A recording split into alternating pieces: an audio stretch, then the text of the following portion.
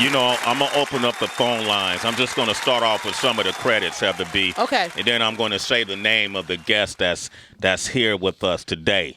And then, DB, you could jump in because I know you're a big. Matter of fact, you start off some of the earlier credits. Go ahead, Oh, DB. me and OQ over here, we were just talking about the principal, Louis Gossett Jr., just whooping kids' ass left and right. Okay, Okay. Me and Wonder, we've talked about K9 in the past before. Gang related, which happens to be one of my favorites. Well, one of my absolute favorites. Okay. Yeah, We'll come back to that. We're going to dig into that. Yeah, gang related. He was on SNL for a little bit. He's a blues brother with Dan Aykroyd, another citizen of Sway in the Morning. Dan's been here. Yeah, I mean, we can keep. He's done voice work. He was the gorilla in Trading Places. Yes. Some of that's right. And Hoodwink, Scooby Doo. Oh, that's when you got to count that. But I think by far, some of his greatest work ever took place on a stage here in New York City. And I actually dug in the crates and was actually able to bring up some rare footage of this man, our guest. I haven't said his name yet, doing something that we really like here on this station.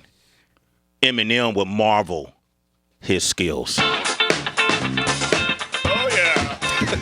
Well, hello, everybody, and how do you do? My name's Jimmy B. I'm going to rap for you. Tonight's the night to feel all right. Lord knows the best parties are on Saturday night, so chill out, cool it. I'll say it again. Chill out, cool it. Now let's begin. Tonight's the night to have a ball. Loving and laughing, you can have it all. Cause the cat's in the cradle and the silver spoon. Little boy blue and the man in the moon. Well, the first thing you know, old Jet's a millionaire. Kid folks said, Jet, move away from there. Said, New York City is the place you gotta be. Saturday night with me, Jimmy B. Jim Belushi is here, ladies and gentlemen. Jim Belushi. Hey! Bars. You pulled that one out, Pick man. that up, man. Dude, I watched that. Oh, man. You know, we had, me and my writer friend, you know, we couldn't come up with anything. And so we'd go down and get a little something out in the park there, and then we'd go see a movie, right? And we went and saw Wild Style. Wild Style, the famous movie with, the Cold Crush in it, everybody. Yeah, that was 1983. Yeah, okay? yeah. And we watched that. I mean, that was a graffiti movie, but for me, it was a rap movie because I was blown away by the beat and the rhythm and the dance. We walked out of there and we were rapping. Yes. All the way back to Saturday Night Live, and we wrote that. That was the first. That's the first rap on TV, I think. Man. That is. Jim gonna take credit for that. Nobody's gonna argue. I mean, we were studying Grandmaster Flash. I mean, we were really cooking. Then we wrote a white guy rap. Did you ever see that one? Yeah, I saw that too, man. It's funny. How'd that one go? I don't remember that. That one goes. I'm extremely white. All right, I walk with my buttocks extremely tight. Well, you wonder how man can stand to be uptight, polite, and white like me. Well, you know it runs in the family, just like the folks on Dynasty. My granddaddy dropped dead one day. I'm rich. Hot damn. I never had to go to Vietnam, so I asked my girl to be my wife. She's pert and perky, this white guy's wife. We're extremely white. All right, we walk with our buttocks extremely tight. Weekends, for a special thrill, we fire up the Weber grill, invite some white guys and their wives, and drink within an inch of our lives. We all wind up at each other's bed. I woke up, Bruce next to me. I'm so glad I had a vasectomy. I'm liberated. I belong to now, but I voted for Reagan anyhow. Definitely white. Definitely white. Very white. That was Connecticut white, man. Jim Belushi. Do we got a hyena in here? We got a hyena. We got a hyena. He saw Wild Style. You gotta make Yeah, we got to give him props for that. Man, well, we're going to open up the phone lines and come back. That was what was great. You know, the Grandmaster Flash was such a great talk about it, Jimmy B. poet. I mean, he was.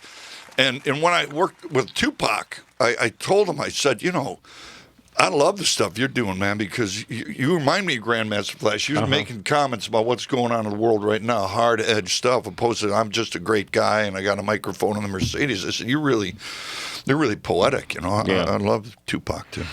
Flash and the Furious Five with Melly Mel and everybody a part of that. Pac, you work with on Gang Related. Yeah. He was super cool, man. I want to get some insight because we had Tim Roth on the show. You know, and he talked about the first time he found out that he was going to be working with Tupac, what his thoughts were.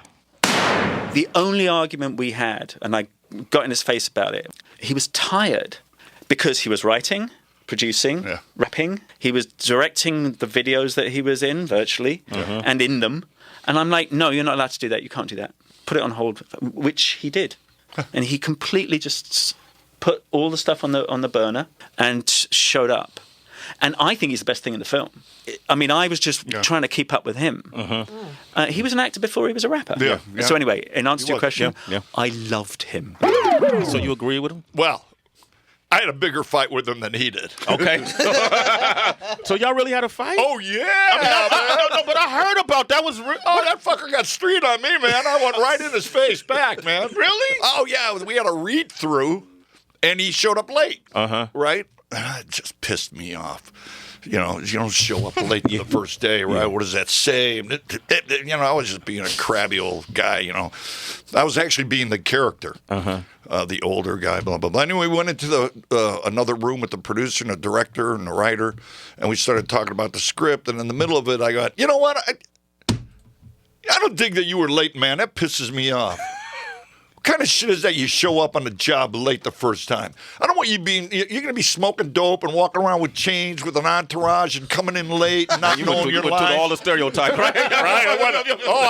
I stirred him up, man. I stirred this guy up, man. Talking to Tupac. I did it on purpose. Okay. Because it's kind of the relationship. I started the relationship right there. Okay. In the movie.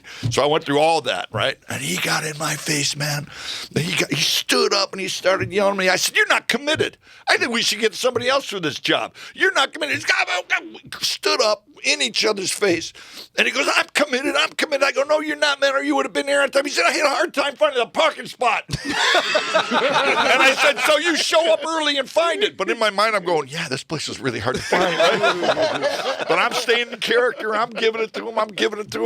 And then at one point, he goes, committed. He goes, I made bail to loop my last movie.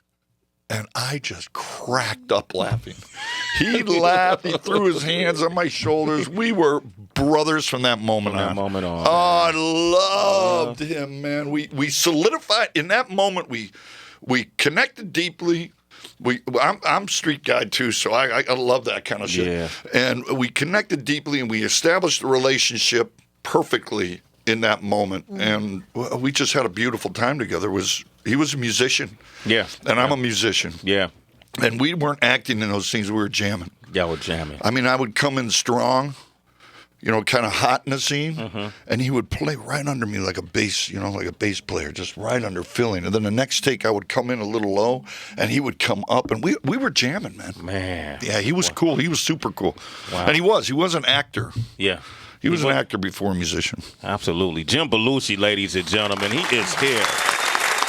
We're going to open up the phone lines, 888-742-3345. Just looking back at the world from another level, you know what I mean?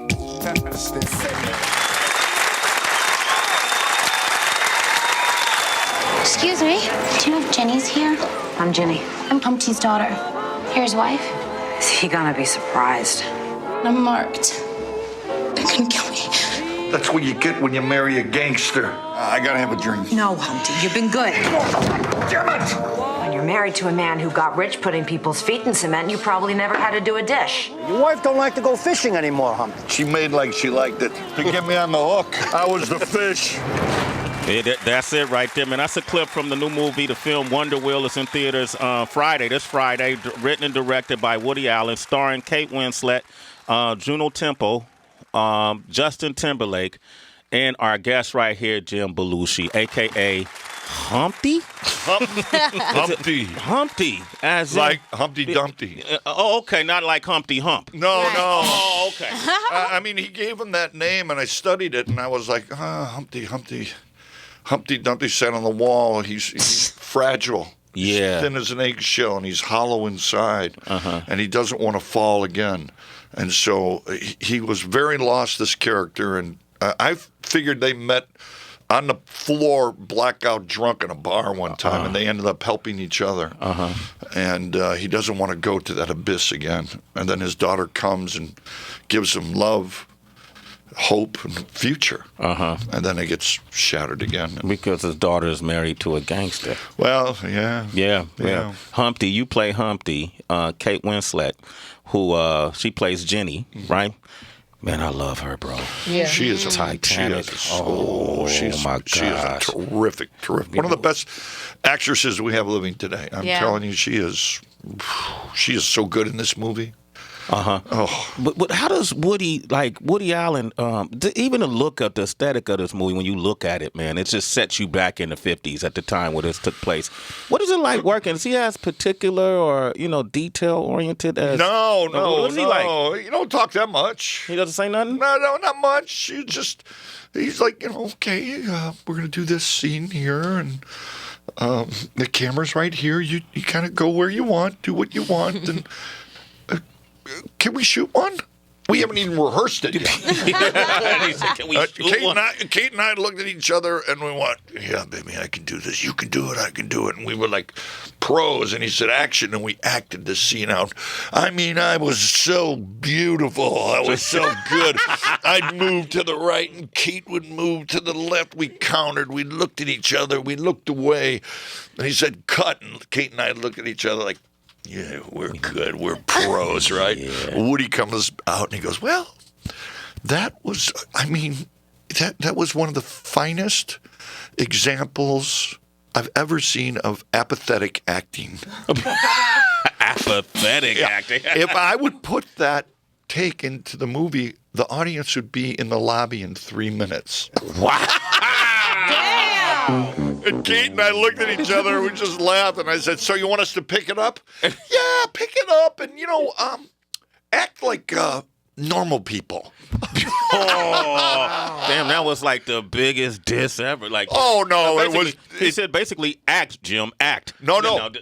What he was saying is stop acting. Oh, stop acting. Because, like I said, Kate and I acted our asses off. And we were acting. And he was basically, just talk like normal people. It's like, we got that out of the way. And Kate and I just laughed and looked at him. And he didn't mean it as a diss. Right, He was don't think too hard. being sweet and funny and, What about Justin, man? This guy, Justin Timberlake, it seems like everything he touches, he's pretty great at. He's really one of my great. favorite, Out of Time. Yeah. That's one of my favorite movies. Yeah, Friends with Benefits and all these different things. Damn, so he's pretty good. Yeah, No, I'm a Justin. Like, right. yeah. around him, I play it cool. Like, what up, JT, my man? But really, I'm a big fan of that dude. I saw him the first time we did remember SARS, the problem in Toronto, right? Yeah. Well, the Rolling Stones did a big benefit outside of Toronto at a naval base, and there were 400,000 people there. And all the Canadian musicians came to play, and Danny is Aykroyd's from Canada, so we did the Blues Brothers there. Yeah. And Justin was there, and Mick Jagger invited them on to do Miss You. And I was blown away by this Justin Timberlake. Yeah. I mean, he was right there with Mick, and they nailed that song. And at that point, I went, this guy's for real. Yeah. And, to work with him on the set was a joy. I mean, he's got it all. He got it all? He got it all. Yeah. How does his acting method, is it something distinguishable from what you've experienced before? He just falls into the role. Well, when you're doing a Woody movie, you just end up on the set and you go. Okay. So there wasn't any talking. There wasn't any rehearsal. We just would go. It was spontaneous, and sometimes the first take was the best. So I don't know about his acting technique, but he was present for me, and we had a nice, again, a musician. Yeah, he knew how to follow. Yeah, we know. You hear the, and by the way Woody directs is he taps like this on his thigh because he already knows the scoring. So he's watching the scene to see if we are in pace for the song. Wow. Yeah, man, that's all music, baby. It's all the it's music. all rhythm. Yeah. Before I'm gonna let these guys jump in, I saw a couple of scenes with Justin is in some little tighty shorts, you know, at any point, tell the truth, Jim. Did you look at his tush? I got to tell you the truth. We've been on the road promoting this movie, Wonder Wheel, and we give him shit for those shorts at every chance we get. Now he's just submitted to it. Now he brings it up before we can make fun of him. You know, Yeah. That was funny. No, I didn't. You didn't look? No, I wasn't there at that time. I mean, I wasn't shooting those scenes. You would have looked, though. Yeah, I don't know. That's Jim Belushi's I just want to ask because, like, being that we've been in a time for the past couple of years where everything is big budget films, action movies, superheroes, this and that. Right. You know what I mean? Everybody's looking for the younger actress and, you know, the hottest star or whatever. What draws people to continuously work with Woody Allen? Because his films are so individual. It's the writing. Yeah. It's the writing. I mean, he's an auteur. You know, he writes, produces, directs. He's an actor, so he understands the actor's mechanics, and he sets up an environment where you are allowed or feel the ability to just be yourself and risk and go deeper. And he's just, he's a genius kind of guy. So it's a satisfaction you get out of it. Well, yeah, you know you're going to do your best work with him. I mean, to me, when I never studied harder, and I'm a major critic of my work, and I really don't like anything I do because I could have done this, I could have done that. But here I was able to study and it was the best work I think I've done. And I watched and I went, yep, I did it. Wonder Wheel. In theaters Friday. Tracy, go ahead. Jim, so what is it like if you're working with someone who doesn't bring out the best in you? And not that you need to name anyone, but not a lot of actors have the pleasure of working with someone like a Woody Allen, you know, who's so distinguished. Like, is it something where you know you have to depend on yourself a lot more? Do you have a different method if you've ever been in that situation? That is a very smart question. Thank you. Yeah, because it does happen. I'm a supporting actor in this movie, and I take the name support very seriously. My job is to support the star. She is in every scene. She's carrying the weight of the narration. She's carrying the weight of the work, the weight of the words. I get days off. I come in fresh like a horse. I am prepared. I am ready, and I am here to give you strength in order to bounce off of. And when you don't have a supporting actor that does that, it scares you. It scares you because it's like, I got to carry this scene by myself. I got to roll over this. I just got to go. I just take it over. I just take over the scene and you don't even see them. So it's sometimes people come in because they're not prepared, or they come in and they're nervous or scared and they feel timid, or they're in their head, and you go, oh man, I got to go to self-protection mode. Yeah, definitely. Makes sense. We got Mike on the line from Cali. Go ahead, Mike. Big Mike. Mikey! Yeah, good morning, everybody. Hope everyone's having a great day, man. I just wanted to, give props to Jim Belushi, man. And, Blues Brothers is an instant classic, man, all-time classic. And just thank you for all your contributions, man, to Thank you. the comic world. And always look forward to new material from you, man. Thank you That's so what's up, much. man. That's love, man. Real quick, man. Your brother John Belushi. I'm a kid of the '70s, so I got to see him on SNL. Me as a child. too, man. This dude was famous to us. Every week we watch that. Right, and so what can you tell us about him that the headlines don't mention? You know what I mean? Like they always portray. Oh well, they always go to the negative. Everybody goes to the negative because that's what sells papers and TV shows and stuff. I followed him. I was his biggest fan. Yeah, and I saw him do My Three Angels when in high school, Second City. National Lampoon Lemmings, The Village Gate, where he first did Joe Cocker. I saw the National Lampoon show here on 55th. And I can tell you one thing. He spoke clearly. Yeah. You understood everything he said. And he had a piss-ass funny face. But you know what he really was obsessive about his work. Judy tells stories about the samurai. She goes, he was in the house all day with that sword, day after day, working every move that you can even think of. He worked it, he cut it. He, even when he did the bees, he hated the bees. But what he did was with the antennas, he sat in front of the mirror at home, Judy told me, and he worked his head. He figured out how to move his head and talk at the same time so the antennas were always going around. Wow. So he was such a detailed, and he was an incredible mimic. Mm-hmm. And being a mimic is obsessive study. Yeah. So he was a pure artist, an unbelievable mimic, and an excessive studier. Wow, man. Thank you, man. Yeah, thank you. Thank you, Jim. Jim Belushi, our friend. Jim Belushi, Wonder Wheel. What a joy to be here. Oh, thank you. Come back anytime, man. Thank you. Absolutely. You're a citizen of Sway. Oh, you're a citizen. Sway in the morning. Jim Belushi. Wonder Wheel in theaters Friday. Make sure you check it out. It's a great movie based on what I can see so far. You do excellent in it because when I saw the clip, I didn't see Jim Belushi. No. I see Humpty. Yeah. Humpty. All right. Okay. And Tracy, how can you be reached? Twitter, Instagram, find me over there at It's Tracy G. It's really DB. OQ Shoots on Instagram.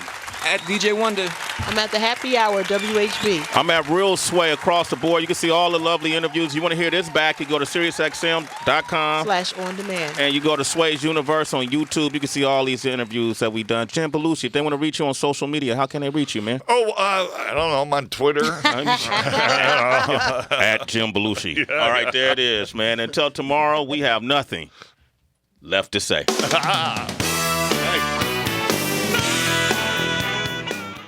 It's Sway in the morning, only on Shea 45. Kilo.